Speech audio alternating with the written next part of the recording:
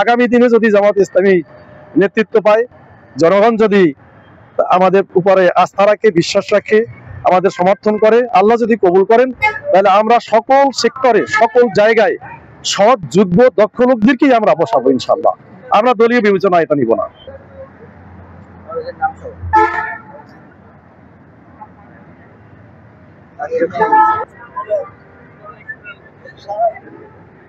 ঢাকা ৪ সংসদীয় আসনের জামায়াতের সংসদ সদস্য পদপ্রার্থী সৈয়দ জয়নুল আবেদিন কিছুক্ষণ পূর্বে ধনিয়া বিশ্ববিদ্যালয় ক্যাম্পাস পরিদর্শন করেছেন। কেন করেছেন জানতে চাইব।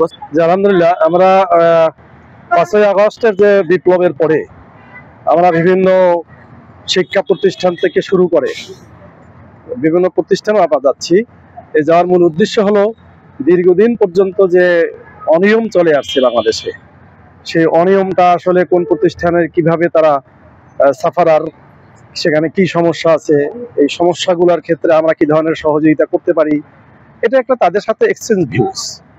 এই জন্যই মূলত আমাদের আশা আজকে আমরা এই ধনিয়া এই এলাকার ভিতরে, অর্থাৎ ঢাকার ৪ আসনের ভিতরে বিশ্ববিদ্যালয় কলেজ বলতে এই একটাই মাত্র আছে। এখানে হাজার হাজার ছাত্রছাত্রী লেখাপড়া করে। এখানের পরিবেশ কেমন, লেখাপড়ার মানের ব্যাপারে আমরা প্রিন্সিপালের সাথে কথা বলেছি।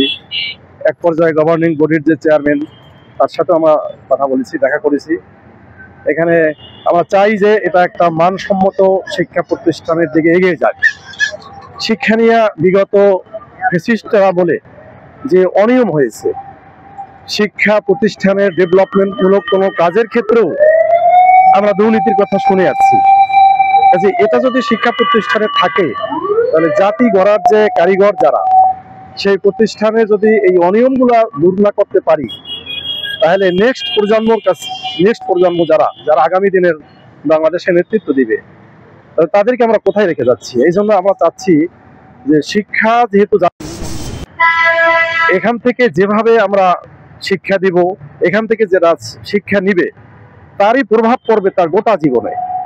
তো আমরা এই জন্য সুন্দর পরিবেশ, ভালো পরিবেশ, তার পাশাপাশি শিক্ষার যে মান এবং শিক্ষার যে লক্ষ্য উদ্দেশ্য, নৈতিক মানবিক গুণাবলী, তার পাশাপাশি দুনিয়ার বাস্তবতার নিরিখে যে শিক্ষা, এরপরে আপনার কর্মমুখী, এই সবগুলোকে অ্যাড্রেস করে আমাদের জামায়াত ইসলামী পক্ষ থেকে আমরা চেষ্টা করছি। তো এই উদ্দেশ্যেই এখানে যারা শিক্ষক আছেন, বিশেষ করে প্রিন্সিপাল সহ অনেক শিক্ষকদের সাথে মতবিনিময় হয়েছে, সৌহার্দ্যপূর্ণ পরিবেশেই আমাদের সাথে কথা হয়েছে। তারাও এ ব্যাপারে একমত যে আসলে শিক্ষা প্রতিষ্ঠানের পরিবেশ, শিক্ষার মান, এটা আরো ডেভেলপ করা দরকার। দক্ষ, যোগ্য, আমানতদার, সৎ, এই জাতীয় লোকদেরকে সংশ্লিষ্ট জায়গার দায়িত্ব সম্পর্কে যিনি সচেতন এবং সততার সাথে দায়িত্ব পালন করতে পারবে, ওখানে ভূমিকা রাখতে পারবে, এরকম লোকদের উপরে দায়িত্ব অর্পণ করার জন্য জামাত ইসলামী সবসময় বলে আসছে। আগামী দিনে যদি জামাত ইসলামী নেতৃত্ব পায়, জনগণ যদি আমাদের উপরে আস্থা রাখে, বিশ্বাস রাখে, আমাদের সমর্থন করে, আল্লাহ যদি কবুল করেন, তাহলে আমরা সকল সেক্টরে, সকল জায়গায় সৎ, যোগ্য, দক্ষ লোকদেরকেই আমরা বসাবো ইনশাল্লাহ। আমরা দলীয় বিবেচনা এটা নিব না।